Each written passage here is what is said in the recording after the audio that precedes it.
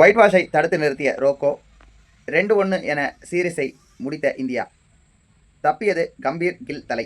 Welcome to sports 7. India Australia அணிகளுக்கு இடையிலான 3வது மற்றும் இறுதி ஒருநாள் போட்டி இன்னையோட முடிவுக்கு வந்துருச்சு. இதோட 3 மேட்ச் கொண்ட ஒரு நாள் தொடரும் முடிவுக்கு வந்துச்சு. இந்த தொடரை என்னதான் ஆஸ்திரேலியா ஜெயிச்சிருந்தாலும் இந்த தொடரில் இந்தியன் டீம் ஸ்லோவாக ஸ்டார்ட் பண்ணாலும் முடிக்கும் போது ரொம்பவே நல்லா முடிச்சிருக்காங்கன்னு சொல்லலாம். ஓடியை பொறுத்த வரைக்கும் பர்த்தில் ஆஸ்திரேலியா ஃபஸ்ட்டு பந்து வீச்சை எடுக்க இந்திய அணி ஒரு ரயில் இன்டரப்டட் சுச்சுவேஷனில் நிறைய பிரேக்ஸ் ஏற்பட்டாலும் அந்த சூழலெல்லாம் தாங்கி டாப் ஆர்டர் கொலாப்ஸையும் தாண்டி 136-9 அப்படின்ற ஒரு ஸ்கோரை தட்டு மாதிரி எட்டி முடித்தாங்க. கேஎல் ராகுலும் அக்சர் பட்டேலும் தங்களுடைய பங்குக்கு 30களில் ரன்ஸ் கான்ட்ரிபியூட் பண்ணதோடைய விளைவாக இந்த ஸ்கோர் 26 ஓவர்களில் இந்திய அணியால் அடிக்க முடிஞ்சிச்சு. அதை விரட்டின ஆஸ்திரேலியன் டீம் 21 ஓவரில் ரொம்ப ஈஸியாக டார்கெட்டை ஓவர்ஹால் பண்ணி 7 விக்கெட் வித்தியாசத்தில் ஜெயிச்சாங்க. கேப்டனாக இருந்த மிச்சல் மார்ஷ் கடைசி வரைக்கும் நாட் அவுட்டில் நின்று 42 ரன்களை அடிக்க மற்ற வீரர்கள்லாம் கொண்டு கூட்டி கேமியோஸை விளையாண்டு சூப்பராக விளையாடி கொடுத்துட்டாங்க. இந்தியாவுடைய பவுலிங்கில் சொல்லிக்கிற அளவுக்கு ஒன்றுமே இல்லை அப்படின்னே சொல்லிடலாம். 2வது ஓடிஐயை பொறுத்த வரைக்கும் மீண்டும் ஆஸ்திரேலியா டாஸ் ஜெயிச்சு பந்து வீச்சை தேர்வு செய்ய இந்த முறையும் இந்தியாவுக்கு கிடைச்சது மோசமான ஸ்டார்ட் தான். கேப்டன் கில் மேட்ச்சில் 10 ரன்னுக்கு அவுட் ஆயிருந்தார். 2வது மேட்ச்சில் அடித்தது 9 ரன்னுக்கு அவுட் ஆகி ஏமாற்றத்தை கொடுத்தார். மேட்ச்சில் டக் அவுட் ஆன கோலி மீண்டும் 2வது மேட்ச்லேயும் டக் அவுட். அதை தொடர்ந்து அடிலைட் கவுடுக்கு தேங்க் பண்ணிட்டு போன அந்த சினாரியோ எல்லாம் என்ன கோலி ரிட்டையர்ட் ஆக போறாரா அப்படின்னு சொல்லி கேள்விகள் எல்லாம் எழுப்பினது நம்ம எல்லாருக்குமே தெரியும். அதை தொடர்ந்து நடந்தது ஒரு சூப்பரான விஷயம் இந்தியன் டீமை பொறுத்த வரைக்கும். கேப்டன் ரோஹித் சர்மா முதல் 10 ஓவரில் ரொம்ப பொறுமையாக விளையாடின சூழலில் ஸ்ரேயஸ் கூட சேர்ந்து ஒரு அட்டகாசமான செஞ்சுரி பார்ட்னர்ஷிப்பை போட 2 பேரும் ஹாஃப் செஞ்சுரியை கம்ப்ளீட் பண்ணாங்க. இருந்தாலும் இவங்களுடைய பார்ட்னர்ஷிப் 100 ரன்னை தாண்டின பிறகு ரொம்ப நேரத்துக்கு நிலைக்கல. 73 ரன் எடுத்திருந்த சூழலில் ரோஹித் சர்மாவும் 61 ரன் எடுத்திருந்த நிலையில் ஸ்ரேயாஸும் அடுத்தடுத்து அவுட் ஆக ஒரு பக்கம் அக்ஷர் பட்டேல் மட்டும் தாக்குப்பிச்சு விளையாடி 44 ரன் அடிச்சாங்க. பின்னாடி வந்த கேஎல் ராகுல், நிதிஷ் ரெட்டி, வாஷிங்டன் சுந்தர்னு சொல்லி எல்லாரும் வேகமாக விக்கெட்டுகளை 20 ரன்னை தாண்டதுக்குள்ளவே விக்கெட்டுகளை கொடுத்துட்டு போக 9வது இறங்கின ஹர்ஷித் ராணா 18 பந்தில் 24 ரன் அடிச்சு 50 ஓவர்கள் இந்தியா விளையாடுறதுக்கு உறுதுணையாக இருந்தார். அர்ஷதீப் கூட சேர்ந்து அவரும் 40 ரன்களை ஜோடி சேர்க்க இந்தியாவுடைய ஸ்கோர் 250 கூட தாண்டுமான்னு யோசிச்ச நிலையில் 264-9 அப்படின்ற ஸ்கோரை ஏற்றினாங்க. ஆஸ்திரேலியா தரப்பில் பாட்லெட் 3 விக்கெட்டையும் ஸ்பின்னர் ஆடம் சாம்பா 4 விக்கெட்டையும் எடுத்து இந்தியாவுடைய பேட்டிங்கில் அசைச்சு பார்த்தாங்க. அதை தொடர்ந்து ஆஸ்திரேலியாவுடைய ஓப்பனர்கள் கிரீஸுக்கு வர இந்தியாவுடைய நியூ பால் பவுலிங் அட்டகாசமாகவே இருந்துச்சு. சிராஜும் அர்ஷதீப்பும் புது பந்தில் அவ்வளோ ஈஸியாக ரன்களை விட்டுக் கொடுக்காதோடைய விளைவு 24 பால் ஆடின மிச்சல் மார்ஷ் 11 ரன்னுக்கு தன்னுடைய விக்கெட்டை கொடுத்துட்டு போனார். 40 பால் ஆடின டிராவிஸ் ஹெட் 28 ரன்னுக்கு தன்னுடைய விக்கெட்டையும் ஹர்ஷித் ராணாக்கு கொடுத்துட்டு போனார். அதை தொடர்ந்து மேத்யூ ஷாட் கிரீஸுக்கு வர அவருக்கு நிதிஷ் ரெட்டியுடைய பந்து வீச்சில் ஒரு கேட்சும் வாஷிங்டன் சுந்தர் பந்து வீச்சில் ஒரு கேட்சும் சொல்லி இந்திய வீரர்கள் தவற விட அதை அற்புதமாக பயன்படுத்தி தன்னுடைய பங்குக்கு 74 ரன்களை அடித்தார். அடுத்து நம்பர் 4 பேட்ஸ்மேனாக கிரீஸுக்கு வந்த ரென்ஷா ரன்னபால் வேகத்தில் 30 ரன்களை அடிக்க அடுத்து வந்த அலெக்ஸ் கேரி சீக்கிரம் அவுட் ஆயிட்டாலும் அடுத்து கிரீஸுக்கு வந்த மிச்சல் ஓவன் அதிரடியாக விளையாடி 22 பந்துகளில் 38 ரன்களை வெளுத்து கட்டி கேமை கம்ப்ளீட்டாக இந்தியாவுடைய கிராஸ்ப்லேருந்து கொண்டு போக ஆரம்பித்தார். அவருக்கு பக்கபலமாக கூப்பர் கொனலி சிறப்பாக விளையாடி தன்னுடைய முதலாவது ஓடிஐ ஹாஃப் செஞ்சுரி அடிக்க அவர் கடைசி வரைக்கும் நின்று 61 ரன்களை அடித்தார். என்னதான் மிச்சல் ஓவனுடைய விக்கெட்டுக்கு பிறகு பாட்லெட் மற்றும் ஸ்டார்க் வேகமாக அவுட் ஆனாலும் ஆஸ்திரேலிய அணியுடைய சரிவை தடுத்து நிறுத்தினார் கூப்பர் கோனலி. கடைசி வரைக்கும் நாட் அவுட்டில் இருந்து டீமை 2 விக்கெட் வித்தியாசத்தில் கோனலி ஜெயிக்க வைக்க கடைசியில் 3 ஓவர்கள் மீதம் இருந்த சூழலில் ஆஸ்திரேலியா ஒரு த்ரில்லிங்கான வெற்றியை பெற்றாங்க. அப்படி இருந்த சூழலில் 3-0 ஒயிட் வாஷ் பண்ணணும் அப்படின்ற ஒரு முனைப்போட ஆஸ்திரேலிய அணி இந்தியாவை சிட்னியில் இன்னைக்கு சந்திச்சாங்க. மீண்டும் டாஸை ஆஸ்திரேலியா கேப்டன் மிச்சல் மார்ஷ் ஜெயிக்க பேட்டிங்கை தேர்வு செஞ்சார். இதுக்கு முன்னாடி நடந்திருந்த 9 ஓடிஐ மேட்சஸில் 8 ஓடிஐ மேட்சஸை ஆஸ்திரேலியா ஜெயிச்சிருக்காங்க. எல்லாமே பேட்டிங் ஃபஸ்ட்டில் ஜெயிச்சிருக்காங்க. அப்படின்ற ஒரு ரெக்கார்ட் சிட்னியில் வச்சிருக்க மீண்டும் பேட்டிங் ஃபஸ்ட்டை ஆஸ்திரேலியா தேர்வு செஞ்சதில் எந்த விதமான சர்ப்ரைஸுமே இல்லை. அதுக்கு ஏற்ற மாதிரி ஓப்பனர்கள் மிச்சல் மார்ஷ் மற்றும் டிராவிஸ் ஹெட் முதல் விக்கெட்டுக்கு 61 ரன்னை 9 ரனில் சேர்த்தாங்க. 9 ஓவர்களில் சேர்த்தாங்க.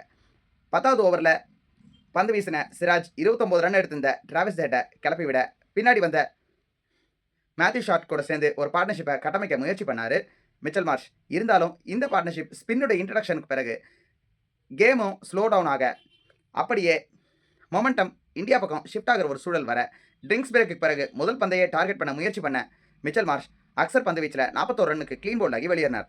அதை தொடர்ந்து இன்னொரு முனையில் பவுண்டரிஸ் அடுக்க தருமாடிக்கிட்டு இருந்த மேத்யூ ஷாட் 41 பந்து எதிர்கொண்ட நிலையில் 30 ரன் எடுத்து வாஷிங்டன் சுந்தரோடைய பந்து வீச்சில் ஒரு ஸ்வீப் ஷாட்டுக்கு போய் விராட் கோலிட்ட மிட் விக்கெட்டை கேட்சை கொடுத்துட்டு கிளம்பினார். அடுத்து இன்னொரு பக்கம் ரென்ஷா பொறுமையாக சிங்கிள்ஸும் டபுள்ஸும் சொல்லி அட்டகாசமாக இன்னிங்ஸை கட்டமைக்க இன்னொரு பக்கம் தடுமாற ஆரம்பித்தார் அலெக்ஸ் கேரி. 8 ரன்கள் எடுத்திருந்தப்ப குல்தீப் யாதவுடைய பந்து வீச்சில் பெரிய ஷாட்டுக்கு முயற்சி பண்ணி பிரசித் கிருஷ்ணாட்ட கேட்சை கொடுக்க அந்த கேட்சை பிரசித் கிருஷ்ணா தவற விட அங்கே இருந்து ஒரு லெட் ஆஃப். அதை தொடர்ந்து ரென்ஷாவும் கேரியும் சேர்ந்து 4வது விக்கெட்டுக்கு 60 ரன்களை ஜோடியாக சேர்த்தாங்க. அதை தொடர்ந்து 37 ரன்கள் எடுத்திருந்த நிலையில் கேரி அவுட் ஆனார். இருந்தாலும் அதையெல்லாம் பற்றி பொருட்படுத்தாமல் சிறப்பாக விளையாடின ரென்ஷா தன்னுடைய முதலாவது ஹாஃப் செஞ்சுரி அடிக்க அவருடைய விக்கெட்டும் 56 ரன்கள் இருக்கும்போது இந்திய பவுலர்கள் எடுத்தாங்க. அதை தொடர்ந்து ஒரு பக்கம் கூப்பர் கொனலி நின்று போராட, மற்ற பக்கம் விக்கெட்டுகள் வேகமாக போக ஆரம்பிச்சுது. மிச்சல் ஓவன், அதை தொடர்ந்து மிச்சல் ஸ்டார்க்கு, அதை தொடர்ந்து நேதன் எல்லிஸ் அப்படின்னு சொல்லி லைனாக விக்கெட்டுகள் ஒன்று மாற விழ, இன்னொரு பக்கம் தடுமாற்றமான ஆட்டத்தை ஆடிட்டு இருந்த கோனலி 37 பந்துகள் விளையாடி 23 ரன்கள் எடுத்து ஹர்ஷித் ராணாவுடைய விக்கெட்டாக மாறினார். அதை தொடர்ந்து லாஸ்ட் பேட்ஸ்மேனாக கிரீஸுக்கு வந்த ஹேசல்வுட் 2வது பந்திலே ஸ்டெம்பை பறக்க கொடுக்க 48.4 ஓவரில் எல்லா விக்கெட்டையும் இழந்த ஆஸ்திரேலியன் டீம் 236 கால் அவுட் ஆச்சு. அட்டகாசமாக இந்த ஓடிஐயில் பந்து வீசின இந்திய பவுலர் ஹர்ஷித் ராணா 4 விக்கெட்டுகளை அள்ளி எடுத்தார். இன்னொரு பக்கம் சூப்பராக பவுலிங் போட்டிருந்த மற்ற வீரர்கள் எல்லாரும் தங்களுக்குள்ள விக்கெட்டுகளை பகிர்ந்து எடுத்துகிட்டு போனாங்க. 237 அடித்தா வெற்றி அப்படின்ற இலக்கை நோக்கி இந்தியன் டீம் ரொம்ப பொறுமையாகவும் நிதானமாகவும் ஆட்டத்தை தொடங்கினாங்க. முதல் ஓவரை பவுண்டரி அடித்து ஆட்டத்தை தொடங்கினாலும் ரோஹித் சர்மா ஒரு பக்கம் ஸ்டார்க்குடைய பந்து வீச்சில் அவ்வப்போது பவுண்டரிகளை அடிச்சிட்டு இருந்தாலும் ஹேசலோட பந்து வீச்சை ரொம்ப ஜாக்கிரதையாகவே ஆடினார். இருந்தாலும் கொஞ்ச நேரத்துக்கு பிறகு சுப்மன் கில் 2-3 ஷாட்டுகளை பவுண்டரிக்கு விராட்டி கோனலியுடைய பந்து வீச்சில் ஒரு 6ஐயும் காட்டி 24 ரன்கள் எடுத்திருந்தப்ப ஹேசல்வுடைய பந்து வீச்சை டார்கெட் பண்ண முயற்சி பண்ணி கேரிட்ட கேட்ச கொடுத்துட்டு அவுட் ஆகி கிளம்பினார். 63-1 அப்படின்ற நிலையில இருந்து அடுத்த ஒரு பார்ட்னர்ஷிப் இந்தியன் டீமுக்கு தேவைப்பட அந்த சூழலில் முத பந்திலேயே சிங்கிள் எடுத்து 2 மேட்ச்சில் டக் அவுட் ஆகி ஹேட்ரிக் டக் ஆகிற ஒரு விஷயத்தை தடுத்து நிறுத்தினார் விராட் கோலி. அதுக்கு பிறகு அவர் செலிப்ரேட் பண்ணதெல்லாம் வேற ரகம்னு சொல்லிடலாம். அதை தொடர்ந்து ரொம்ப டிட்டர்மைண்டாக விளையாடின ரோக்கோவுடைய ஜோடியை கடைசி வரைக்கும் ஆஸ்திரேலியன் டீமால் பிரிக்கவே முடியல. பொறுமையாக ஆட்டத்தை தொடங்கின ரோஹித் தன்னுடைய பங்குக்கு ஒரு ஹாஃப் செஞ்சுரி அடிக்க அவருக்கு பக்கபலமாக நின்ன கோலி அட்டகாசமாக சிங்கிள்ஸ் தட்டி கொடுக்க இன்னொரு பக்கம் ருத்ரதாண்டவத்தை ஆரம்பித்தார் ரோஹித். ஹேசல்வுட்டை பார்த்து விளையாடின ரோக்கோ ஜோடி மற்ற எல்லா பவுலர்ஸையும் பாரபட்சமே பார்க்காம பவுண்டரிகளுக்கு விரட்ட ஆரம்பித்தாங்க. இவர்களுடைய ஜோடி சிறப்பாக ஃப்ளரிஷாக 50 மாற்றி இருந்த ரோஹித் தன்னுடைய 33வது செஞ்சுரியவும் கம்ப்ளீட் பண்ணினார். அதை தொடர்ந்து ரோஹித் கூட அட்டகாசமான பார்ட்னர்ஷிப் போட்ட கோலியும் தன்னுடைய ஹாஃப் செஞ்சுரியை கம்ப்ளீட் பண்ண 2 பேருடைய பார்ட்னர்ஷிப் அடுத்த லெவலுக்கு போச்சு. இவங்க 2 பேரும் கடைசி வரைக்கும் நின்று 38.3 ஓவர்கள் வர இந்திய அணி விளையாட ஒரு விக்கெட்டுக்கு 237 அப்படின்ற ஸ்கோரை ரொம்ப ஈஸியாக எட்டி முடிச்சாங்க. இவங்க 2 பேரும் சிறப்பாக விளையாடினதோடைய விளைவாக ஆஸ்திரேலியன் பவுலர்ஸ், அதுவும் போன ஆட்டத்தில் அட்டகாசமாக 4 விக்கெட் எடுத்து பிளேயர் ஆஃப் த மேட்ச் வாங்கின ஜாம்பாவுக்கு ஒரு ஸ்னிஃப் கூட கொடுக்காம சூப்பராக விளையாடி ஆட்டத்தை அப்படியே க்ளோஸ் அவுட் பண்ணினாங்க இந்தியன் டீம். இதோடைய விளைவாக 3-0 தோக்க இருந்த சீரீஸை 2-1 அப்படின்னு சொல்லி இந்தியன் டீம் தங்களுக்கு சாதகமாக முடித்தாங்க. என்னதான் சீரீஸை தோற்றுருந்தாலும் ரொம்ப ஒரு சேடான ஸ்டார்ட்டாக தொடங்கினாலும் அதை ஒரு ஹாப்பி எண்டிங்கோட கோலியோடைய ஹாஃப் செஞ்சுரி, ரோஹித்தோடைய செஞ்சுரின்னு சொல்லி ரொம்பவே மங்களகரமாக இந்தியன் டீம் முடிச்சு வச்சாங்க. அநேகமாக இதுதான் ரோஹித்தும் கோலியும் ஆஸ்திரேலியா மண்ணில் ஆடுகிற கடைசி சீரீஸாக இருக்கிற ஒரு சூழலில் இவங்க 2 பேருமே ஆஸ்திரேலியா மண்ணில் மங்களகரமாக இந்த சீரீஸை முடிச்சு வச்சது இந்தியன் டீமுக்கும் இல்லாமல் ரோஹித் கோலி மற்றும் ஆல் ஃபேன்ஸ்க்குமே ரொம்ப சந்தோஷமான மூமெண்ட்டாக அமைஞ்சுது. கடைசியில் பிளேயர் ஆஃப் த மேட்ச் மற்றும் பிளேயர் ஆஃப் த சீரீஸ் 2 அவார்டையும் ரோஹித் சர்மா தட்டி தூக்கிட்டு போனார்.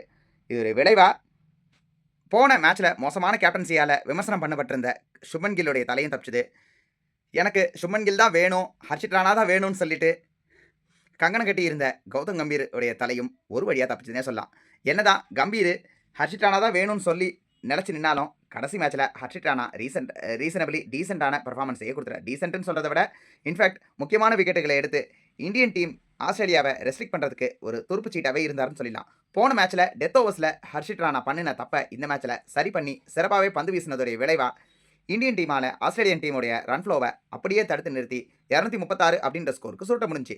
அவருக்கு பக்கபலமாக மற்ற பவுலர்களும் சிறப்பாக பந்து வீசி கை கொடுக்க இந்தியாவுடைய பவுலிங் எஃபர்ட்டும் சரி, ஃபீல்டிங் எஃபர்ட்ஸும் சரி இந்த முறை வேறு மாதிரி இருந்துச்சு. என்னதான் பிரசித் கிருஷ்ணா ஒரு கேட்சை தவற விட்டுருந்தாலும் இந்தியன்ஸ் பிடிச்ச மற்ற கேட்சஸ் எல்லாமே வேறு லெவலில் இருந்துச்சு. அதுலேயும் கேரி அவுட் பண்ணுறதுக்கு ஸ்ரேயஸ் ஐயர் பிடிச்ச கேட்செல்லாம் சும்மா வேறு ரகம்னு சொல்லிடலாம்.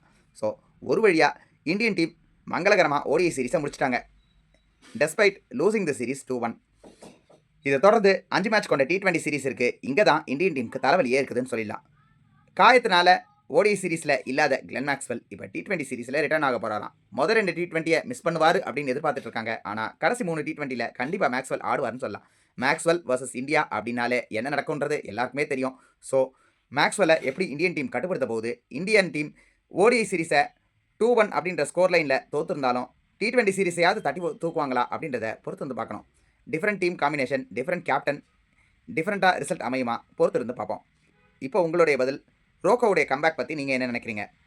Class is permanent, form is temporary அப்படின்னு மீண்டும் ஒரு முறை ரோஹித் மற்றும் கோலி சூப்பராக எல்லாருக்குமே, கிரிட்டிக்ஸ் உட்பட எல்லாருக்குமே அடித்து நிரூபித்து சொல்லியிருக்கிறாங்க.